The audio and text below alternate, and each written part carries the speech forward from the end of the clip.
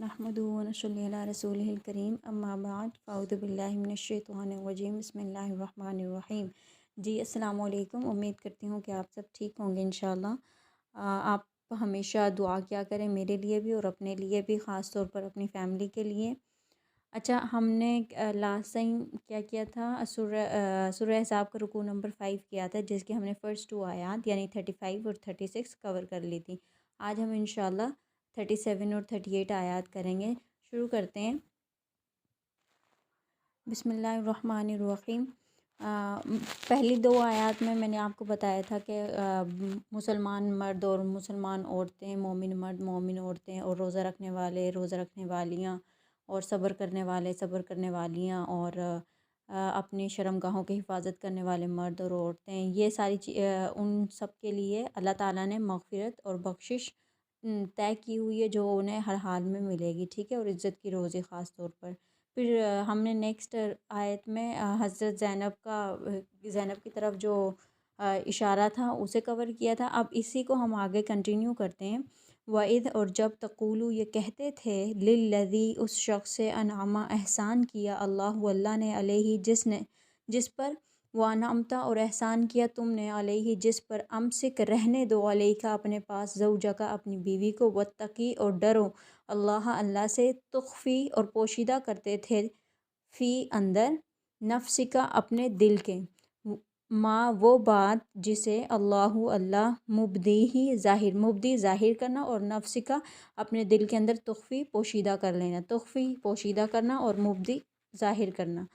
तो वह तख़शा और तुम डरते थे, अन्नासा लोगों से, वल्लाहु हालांकि अल्लाह, अहक्कु ज़्यादा हकदार हैं, अन उसका, तख़शा के उससे डरो तुम। फ़लम्मा फिर जब, क़ज़ा पूरी कर ली, ज़ैद ने, मिन्हा उससे, वतरन अपनी हाजत, वतरन किसे कहते हैं, हाजत को, ज़व्वजना कहा हमने तुझसे उसका निकाह कर दिया, लिकई ताके, ला यकूनु ना रहे, अला ऊपर, मुमिनीना मोमिनों के, हरजुन कोई तंगी, फ़ी के बारे में, अज़वाजिन बीवियाँ, अदियाहिम मुँह बोले बेटों की, इज़ा जब, क़ज़ऊ पूरी कर लें, मिनहुन्ना उनसे, वतरन अपनी हाजत, वकाना और हमेशा से हैं, अमरुन हुक्म अल्लाह का, मफ़ऊला पूरा होकर रहने वाला।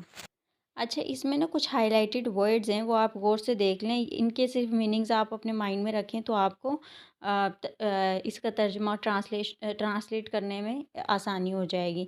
इसका तर्जुमा देखें। और जब तुम उस शख्स से जिस पर अल्लाह ने एहसान किया और तुमने भी एहसान किया, ये कहते थे कि अपनी बीवी को अपने पास रहने दो। इसे थोड़ा जूम इन कर रहे हैं ताकि आपको समझ आ जाए। शुरू से पढ़ते हैं। और जब तुम उस शख्स से जिस पर अल्लाह ने एहसान किया और तुमने भी एहसान किया, ये कहते थे कि अपनी बीवी को अपने पास रहने दो और अल्लाह से डरो, और तुम अपने दिल में वो बात पोशीदा करते थे जिसको अल्लाह ज़ाहिर करने वाला था, और तुम लोगों से डरते थे, हालांकि अल्लाह इसका ज़्यादा हकदार है कि इससे डरो। फिर जब ज़ैद ने उससे कोई हाजत मुतल्लिक ना रखी, यानी इसको तलाक दे दी, तो हमने तुमसे उसका निकाह कर दिया, ताकि मोमिनों के लिए उनके मुँह बोले बेटों की बीवियों के साथ निकाह के बारे में कुछ तंगी ना रहे, और अल्लाह का हुक्म पूरा होकर रहने वाला है। हमने लास्ट आयत में क्या डिस्कस किया था कि जब अल्लाह ताला ने हुक्म दिया हमारे नबी को कि ज़ैद की अपनी फूफीज़ाद बहन से शादी करवा दो, निकाह करवा दो, तो हज़रत ज़ैनब के घर वालों ने एतराज़ किया कि हम लोग अमीर हैं, और जबकि ज़ैद बिन हारिस तो ग़ुलाम है, ग़ुलाम से हम अपनी बहन की शादी कैसे कर सकते हैं।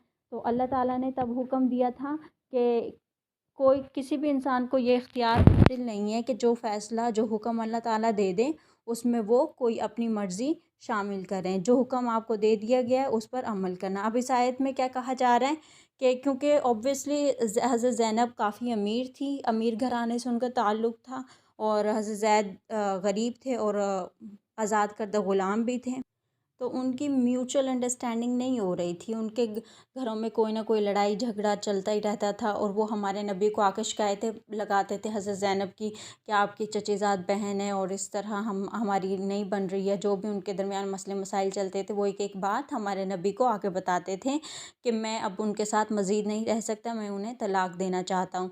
जबकि हमारे नबी सल्लल्लाहु अलैहि वसल्लम उनसे छुपाने की कोशिश करते थे और समझाते थे कि नहीं ज़ैद उसे तलाक़ ना दो, अल्लाह ताला को तलाक़ देना पसंद नहीं है। यानी ये बेशक सबसे बुरा काम जो हलाल है, हलाल होने के बावजूद अल्लाह ताला को सबसे ज़हर लगता है कि एक शख्स अपनी बीवी को तलाक़ दे दे। यानी हलाल कामों में तलाक़ देना सबसे नापसंदीदा अमल है अल्लाह ताला के लिए। इसीलिए हमारे नबी सल्लल्लाहु अलैहि वसल्लम ज़ैद को नसीहत करते रहते थे कि तलाक़ ना दो, जबकि अल्लाह ताला का ही ऑब्वियसली ये अल्लाह ताला की ही हिकमत थी, अल्लाह ताला का ही प्लान था। अब उसके पीछे क्या लॉजिक थी, अल्लाह ताला क्यों ऐसा करना चाहते थे, वो हम आपको बताते हैं आगे। अब अल्लाह ताला क्या कह रहे हैं कि हमारे नबी उस बात को छुपाना चाहते थे, यानी पोशीदा करना चाहते थे, जबकि अल्लाह ताला उस बात को ज़ाहिर करने वाला था। इसके पीछे लॉजिक ये थी कि जब हज़रत ज़ैद बिन हारिस और हज़रत ज़ैनब का आपस में मतलब उनके रिलेशन में काफ़ी प्रॉब्लम्स आ रही थी, तो उन्होंने जब एक दूसरे को डाइवोर्स देने का फ़ैसला किया, तो अल्लाह ताला ने हुक्म दिया कि अब नबी सल्लल्लाहु अलैहि वसल्लम आप निकाह कर लो उनसे, क्योंकि आपको पता है फूफीज़ाद बहन हो, चचीज़ाद बहन हो, इनसे निकाह वाजिब हो जाता है, वाजिब होता है, आप कर सकते हो। तो आप सल्लम तो ये बात सोचकर, क्योंकि अल्लाह ताला ने हुक्म दे दिया था, तो आप सल्लम परेशान थे कि मैं इनसे निकाह करूँगा तो लोग बातें सुनाएंगे कि देखो एक तो हारिस को अपना बेटा बनाया हुआ था, यानी मुँह बोला बेटा था, और अब अपनी बहू से शादी करेगा, ये निकाह करेगा। तो वो हमारे नबी लोगों की बातों से डर रहे थे, जबकि अल्लाह ताला इस बात का ज़्यादा हकदार है कि सिर्फ़ और सिर्फ़ अल्लाह ताला की ज़ात से डरा जाए। यानी लोग आपके बारे में क्या सोचते हैं, क्या नहीं सोचते, आपको उससे फ़र्क नहीं पड़ना चाहिए। अरब में ऐसा होता था कि अगर किसी ने किसी को एडॉप्ट कर लिया है किसी बच्चे को, और उसकी बीवी से फिर वो निकाह नहीं कर सकता तलाक़ देने के बाद भी, तो ये गलत रस्म थी। इस रस्म को ख़त्म करवाना अल्लाह ताला का मकसद था। इसीलिए ज़ैनब और हारिस की तलाक़ करवाई अल्लाह ताला ने, क्योंकि ऑब्वियसली अल्लाह ताला की मर्ज़ी के बगैर ही उनके रिलेशंस नहीं ना ठीक चल रहे थे। अल्लाह ताला लोगों के दरमियान वो रस्म ख़त्म करना चाह रहे थे, इसीलिए अल्लाह ताला ने तलाक़ दिलवा दी, और फिर हमारे नबी को हुक्म दिया कि आप ज़ैनब से निकाह कर लो, ठीक है। तो बेसिकली मकसद क्या था कि मुँह बोले बेटों की वाइफ को जब तलाक़ दे दी जाए तो उनकी मुतल्लका से निकाह करना हलाल है, ठीक है। जो लोग पहले समझते थे कि ये हराम है और मुँह बोले बेटे की बीवी के साथ निकाह नहीं कर सकते हम इवन तलाक़ के बाद भी, तो वो फिर गुनाह समझते थे इसे और हराम समझते थे। तो अल्लाह ताला ने इस रस्म को ख़त्म कर दिया और क्लियर कर दिया कि मुँह बोले बेटों की जो बीवियां हैं मुतल्लका हैं उनसे निकाह करना जायज़ है। अच्छा, तो अब हम अपनी नेक्स्ट आयत करते हैं, आयत नंबर 38। माँ नहीं काना है अलन नबी, नबी सल्लल्लाहु अलैहि वसल्लम के लिए मिन हरजिन कोई तंगी कुछ तंगी, फ़ीमा उस काम में फ़रज़ा मुकर्रर कर दिया अल्लाह ने लहू उनके लिए, सुन्नता यही दस्तूर रहा है, अल्लाह का फ़ी बारे में, अल्लदीना उन लोगों के जो खलो गुज़र चुके हैं मिन क़ब्लु उससे पहले, वकाना और है, अमरुन हुक्म अल्लाह का, क़दरन ठहर चुका, मक़दूरा क़तई तौर पर। इसकी तशरीह देखें, नबी सल्लल्लाहु अलैहि वसल्लम पर उस काम में कुछ तंगी नहीं जो अल्लाह ने उनके लिए मुकर्रर कर दिया, और जो लोग पहले गुज़र चुके हैं उनमें भी अल्लाह का यही दस्तूर रहा है और अल्लाह का हुक्म क़तई तौर पर ठहर चुका है। अब मैं आपको पहले बता चुकी हूँ कि मतलब क्या था, मकसद क्या था, ताकि कि मुँह बोले बेटों के साथ मतलब उनकी मुतल्लका के साथ निकाह वाजिब है, निकाह जायज़ है, निकाह हराम है, हलाल है, ठीक है। तो अब अल्लाह ताला क्या इरशाद फरमा रहे हैं कि नबियों के लिए, यानी जो भी ख़ास तौर पर अब नबी सल्लल्लाहु अलैहि वसल्लम की बात हो रही है, तो उनके लिए कोई मसला नहीं होना चाहिए। जो चीज़ उन पर फ़र्ज़ कर दी गई है वो उनके लिए उस फ़र्ज़ पर अमल करना लाजिम है, फिर चाहे वो उन्हें गवारा हो या ना हो। और इससे पहले जितने भी अम्बिया कराम आए थे उनके लिए भी अल्लाह ताला ने कुछ ऐसे अहकामात मुकर्रर कर दिए थे जो लोगों को जो दूसरे लोगों के नज़र में सही नहीं थे, लेकिन ऑब्वियसली अल्लाह ताला कोई गलत फ़ैसला नहीं लेता।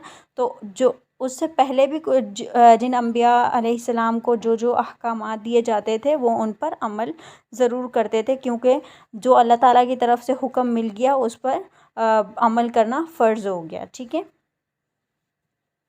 आज के लिए इतना काफ़ी है। ये 2 आयतें आप अपने माइंड में रखें।